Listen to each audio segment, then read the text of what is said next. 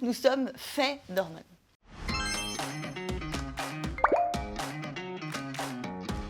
Les hormones, ce sont des messagers. On a des centaines en fait d'hormones dans le corps et globalement, on en connaît bien une bonne quarantaine. Et donc, ces hormones, elles vont communiquer, elles vont faire que les organes vont pouvoir communiquer les uns avec les autres.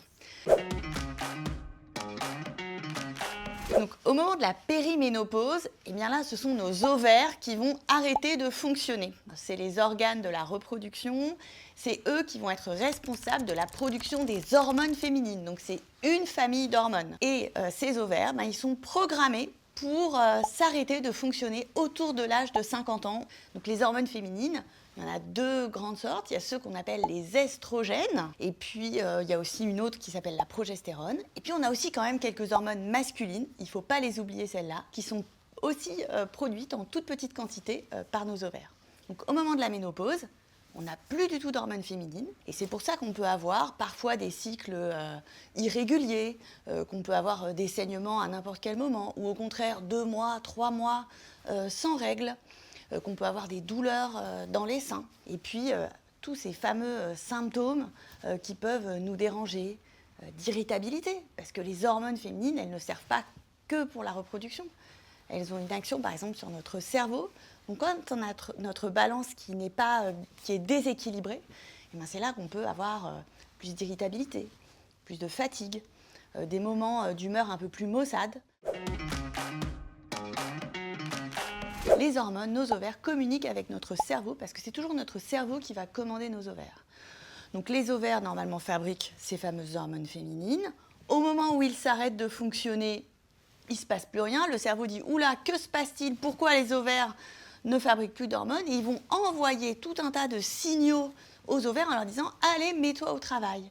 Et donc ces signaux, ils vont être envoyés en tellement grande quantité que eux, en fait, ils ont aussi cette capacité de faire monter la température. C'est les mêmes signaux de thermorégulation. Et donc, c'est ceux-là qui vont faire qu'on va avoir ces grandes montées de chaleur. Alors, pourquoi est-ce qu'après, on a des sueurs ? Parce que quand notre température monte, en fait, le système, notre corps, il n'aime pas du tout ça. Il cherche toujours à le faire rebaisser. Et donc, en fait, on sue, on envoie de l'eau pour faire rebaisser la température. Donc, c'est ça, cette fameuse alternance. Alors, au niveau des hormones, on n'a pas tous les mêmes quantités, on n'a pas tous la même réaction aux hormones. C'est-à-dire que certaines vont être très gênées par leur bouffée de chaleur, d'autres vont être très gênées par le fameux SGUM, les symptômes génitaux urinaires. D'autres vont avoir au contraire plus de difficultés en termes de santé mentale ou de douleurs articulaires. Mais en tout cas, l'idée, c'est d'identifier quelles sont vos problématiques et éventuellement se rapprocher de ces professionnels de santé pour aider à trouver des solutions. Donc, il existe des traitements hormonaux de la ménopause, THM, souvent utilisé comme abréviation. Et en fait, ce sont une association d'hormones, d'estrogènes, et on utilise une hormone naturelle qui s'appelle l'estradiol, et on rajoute le plus souvent de la progestérone avec pour permettre de garder cette balance. Alors bien sûr, ces médicaments, il faut respecter, il y a certaines contre-indications, certaines situations où on ne peut pas les utiliser, si on a déjà eu un cancer du sein par exemple, si on est à très haut risque cardiovasculaire.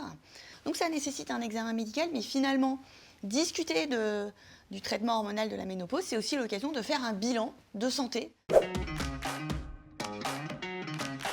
Fin des années 90, début des années 2000, on a eu des grandes études américaines qui sont sorties. Mais en fait, attention, parce que ces études aux États-Unis, elles ont été faites d'abord chez des femmes beaucoup plus âgées, puisque ça allait de 50 à 70 ans, chez des femmes qui avaient beaucoup plus de risques cardiovasculaires, qui étaient souvent en situation d'obésité. Et donc, ce n'est pas tout à fait la même chose de donner un traitement hormonal chez ces femmes-là que chez des femmes à partir de 50 ans, qui ont peu de problèmes de santé. Et puis deuxième chose, c'est qu'aux États-Unis, à cette époque-là, on n'utilisait pas les hormones naturelles, qui sont exactement les mêmes que celles que le corps produit.